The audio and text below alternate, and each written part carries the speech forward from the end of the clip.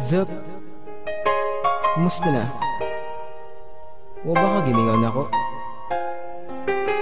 Ako gimingaw na kayo mo. Pero sa makababalik na rin para mag-uba na tang duha. Dear mahal, kumusta naman ka?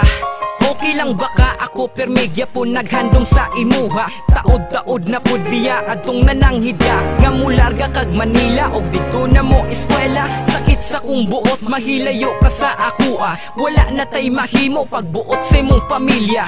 Para raman pud na sa imuhang kaugmaon. Kung puhon-puhon manggani kita gyud nang magkadayon. Pero nabalak ako kay basin mauna ni ang katapusan natong kita. Unsaon naman ni wala biya jud ko na anad nga maglagyo tang duha. Karon pa hinuon nga dugay na kayo tang duha. Pag amping biya dito ha, ayaw kalimot og text. Tawag ay biya taha, don't worry dili ko mang chicks ikaw pud ha. Dili biya mangita dito og lain. Maluoy taon ka ayaw biya kilis di si JL. Ay, paita kay ni ngayon pa. Pero na ako mingaw.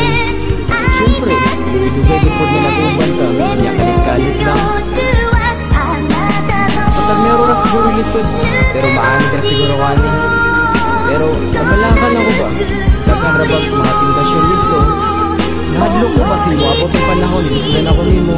Tungod lang kay layo ko. Hindi mo kaya. Kita, pinamahita mo.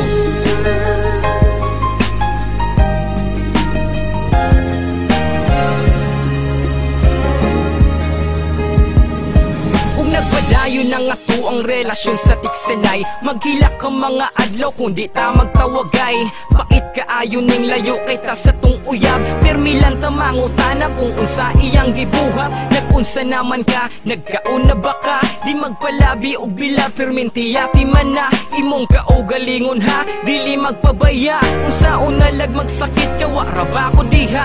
Uwasa man ka padulong mahal gabi naman. Pati wasa sa kog istorya wa pa ko nahuman. Grabe, nganong naninghag naman ka sa ako. Igura man ko nangutana ay lampod